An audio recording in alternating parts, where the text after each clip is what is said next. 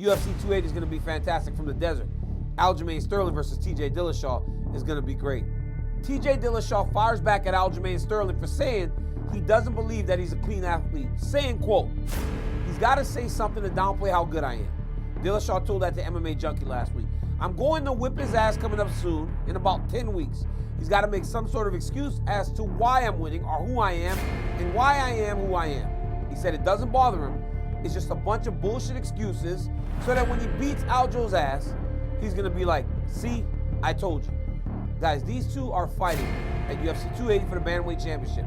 Dillashaw, the former champ, Sterling, the current champ in Abu Dhabi. When you look at some of the past performances, especially the one that Aljamain Sterling put on Petr Yan, in order to truly stake his claim to being the champion of the world, you have to be thoroughly impressed with who he is. TJ Dillashaw returned after that 2-year suspension to beat Corey Sandhagen. But right after the Sandhagen fight, he had to have knee surgery.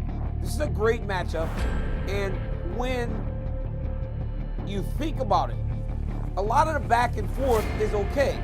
But TJ Dillashaw said that he doesn't necessarily like to get into the reality TV shit, but I believe that this fight does need a little something more on it. And the bad blood will only help in trying to get people to pay attention, especially in the bantamweight division that is absolutely on fire right now, with Chito Vera looking as good as he's looked recently. Petr Yan, the former champion who did lose to Aljo, but still is one of the most dangerous guys in the division, and he's fighting Sean O'Malley, a guy that if he wins, Sean O'Malley can throw a wrench in everything that the bantamweight division has planned, even the returning former champion, the double champ, Henry Cejudo. So when you think about Aljo and TJ Dillashaw, and you think about TJ Dillashaw and the things that he's done over the course of his career, he has been fantastic. I was there on the night that he won the championship against Henry Barral. I fought on that card in the co-main event to TJ Dillashaw against Dan Henderson. And in the build-up, many forget how Henry Barral was viewed at that time as the pound-for-pound best fighter in the world, unbeatable, another one of those guys from Shoot the Box. Another one of those guys from where Jose Aldo trains with Coach Andre Pederneiras, and we just had saw him win and win and win and win.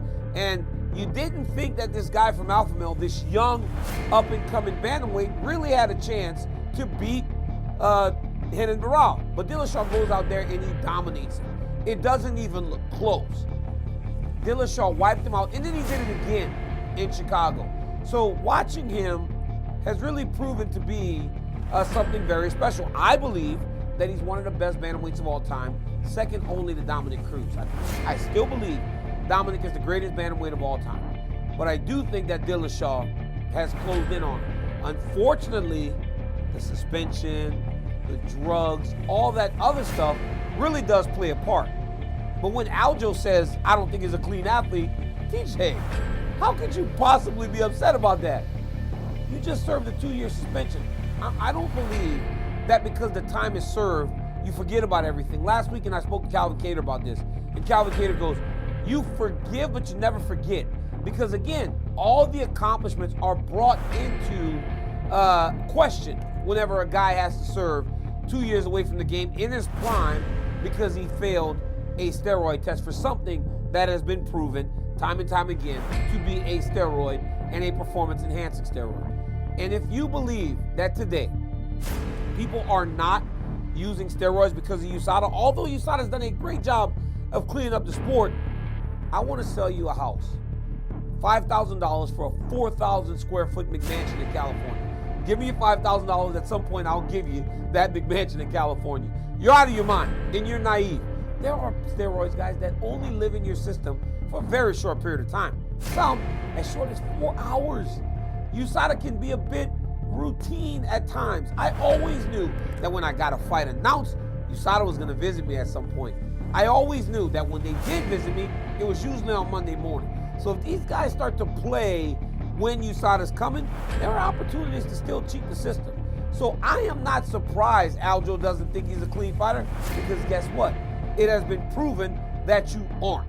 You got to be very, very careful in regards to getting upset about something that is proven to be the truth.